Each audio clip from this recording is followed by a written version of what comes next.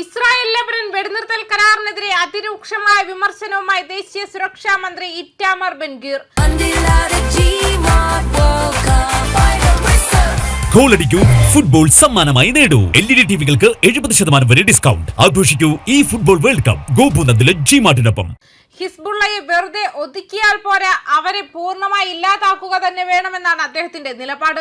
അടച്ചിട്ട മുറികളിൽ പലരും പറയുന്ന സത്യം താൻ പരസ്യമായി വിളിച്ചു പറയുകയാണെന്ന് ബെൻഗ്വീർ വ്യക്തമാക്കിയിട്ടുണ്ട്. ഇസ്രായേൽ സർക്കാരിന്റെ ഈ നീക്കം ചരിത്രപരമായ വലിയൊരു മണ്ടത്തരമാണെന്നും വരും തലമുറകൾക്ക് ഇതൊരു ദുരന്തമായി മാറുമെന്നുമാണ് അദ്ദേഹത്തിന്റെ മുന്നറിയിപ്പ്. ഇപ്പോൾ ഹിസ്ബുള്ളയെ അതീവ ദുർബലമായ അവസ്ഥയിലാണെന്നും അവരുടെ നേതൃനിര തകർക്കപ്പെട്ടുവെന്നും ബെൻഗ്വീർ ചൂണ്ടിക്കാട്ടുന്നു. ഈ നിർണായക സമയത്ത് ആക്രമണം ശക്തമാക്കി അവരെ എന്നേക്കുമായി തുടച്ചു നീക്കുന്നതിന് പകരം ശ്വാസം വിടാൻ അവസരം നൽകുന്ന ഈ കരാർ ഭീകരർക്ക് നൽകുന്ന ഒരു ലൈഫ് ലൈൻ മാത്രമാണ്. ആയുധങ്ങൾ ശേഖരിക്കാനും വീണ്ടും കരുത്താർജിക്കാനുമുള്ള സമയം നമ്മൾ അവർക്ക് സൗജന്യമായി നൽകുകയാണെന്നാണ് മന്ത്രി കുറ്റപ്പെടുത്തിയത്. ലെബനൻ സൈന്യം ഹിസ്ബുള്ളയെ നിരായുധരാക്കുമെന്ന വാദം വെറും ഒരു കെട്ടുകഥയാണെന്നും അദ്ദേഹം പരിഹസിച്ചു. ലെബനൻ സൈന്യത്തിനുള്ളിൽ തന്നെ ഹിസ്ബുള്ള സ്വാധീനമുണ്ടെന്നും അവർ ഒരിക്കലും ഹിസ്ബുള്ളയ്ക്കെതിരെ ആയുധം എടുക്കില്ലെന്നും ബെൻഗ്വീർ തുറന്നടിച്ചു. 2006 UN കരാർ പരാജയപ്പെട്ടത് നമ്മൾ കണ്ടതാണെന്നും ഇതേ തെറ്റ് വീണ്ടും ആവർത്തിക്കുന്നത് ആയിരക്കണക്കിന് സൈനികരുടെയും പൗരന്മാരുടെയും ജീവൻ ബലി കൊടുക്കുന്നതിന് തുല്യമാണെന്നും അദ്ദേഹം ഓർമ്മിപ്പിച്ചു. ഒക്ടോബർ 7 മുൻപ് താൻ നടത്തിയ വിമർശനങ്ങൾ പിന്നീട് ശരിയായതുപോലെ ഈ കരാറും ഇസ്രായേലിന് വിനയാകുമെന്ന് ബെൻഗ്വീർ ഉറപ്പിച്ചു പറഞ്ഞു. തനിക്ക് പ്രിയപ്പെട്ടവനാകാനല്ല, മറിച്ച് സത്യം പറയാനാണ് താൻ ആഗ്രഹിക്കുന്നത്. വടക്കൻ ഇസ്രായേലിലെ ജനങ്ങൾക്ക് വേണ്ടത് കടലാസിലെ ഒപ്പുകളല്ല, മറിച്ച് ഉറപ്പുള്ള സുരക്ഷയാണ്. ഭീകര സംഘടനകളെ പൂർണ്ണമായും തോൽപ്പിച്ചാൽ മാത്രമേ കരാറുകൾ ഒപ്പിടാവൂ എന്ന നിലപാടിൽ താൻ ഉറച്ചു നിൽക്കുമെന്നും ക്യാബിനറ്റിൽ ഇതിനെതിരെ പോരാട്ടം തുടരുമെന്നും മന്ത്രി വ്യക്തമാക്കി.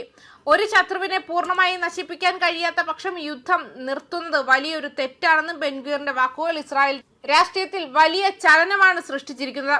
ചുരുക്കത്തിൽ ഹിസ്ബുള്ള എന്ന ഭീകര സംഘടനയെ ഇല്ലാതാക്കാതെ വെടിനിർത്തലിന് സമ്മതിക്കുന്നത് ഇസ്രായേലിന്റെ ഭാവിക്ക് തന്നെ ഭീഷണിയാണെന്ന ഉറച്ച നിലപാടിലാണ് ഇറ്റാമർ ബെൻഗീർ.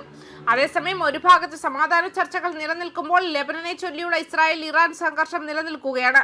ബെയ്റൂട്ടിലെ ഹിസ്ബുള്ള താവളങ്ങളുമായി ബന്ധപ്പെട്ട് ഇസ്രായേൽ നടത്തിയ ആക്രമണങ്ങൾക്ക് മറുപടിയായി ഇറാൻ ഇസ്രായേലിന് നേരെ മിസൈലുകൾ അയച്ചിരുന്നു.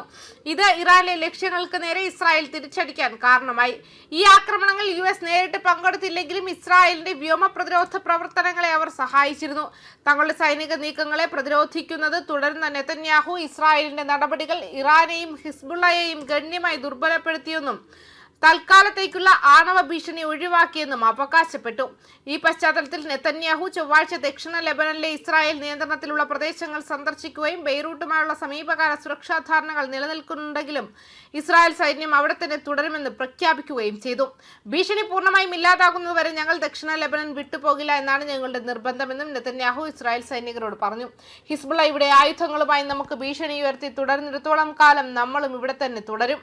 പരിമിതമായ ഇസ്രായേൽ പിന്മാറ്റവും ലെബനൻ സൈന്യത്തിന്റെ നിയന്ത്രണവും നിർദ്ദേശിക്കുന്ന US പിന്തുണയുള്ള സുരക്ഷാ ക്രമീകരണങ്ങൾക്ക് ശേഷം അധീനതയിലുള്ള ലെബനൻ പ്രദേശത്തേക്ക് നെതന്യാഹു നടത്തുന്ന ആദ്യ സന്ദർശനമായിരുന്നു അത്. നിലവിലെ ചട്ടക്കൂടിനെ ഒരു നിയമപരമായ കരാറാക്കി മാറ്റാൻ വാഷിംഗ്ടണും ടെഹ്റാനും ശ്രമിക്കുമ്പോൾ തങ്ങൾക്ക് ഏകപക്ഷീയമായ സൈനിക നടപടിക്ക് അവകാശമുണ്ടെന്ന് ഇസ്രായേൽ വാദിക്കുന്നു. നയതന്ത്രം വിജയിക്കുമോ അതോ മേഖല വീണ്ടും ഒരു യുദ്ധത്തിലേക്ക് നീങ്ങുമോ എന്ന് വരും ആഴ്ചകൾ നിർണ്ണയിക്കും. ന്യൂസ് ഡെസ്ക് കർമ്മ ന്യൂസ്.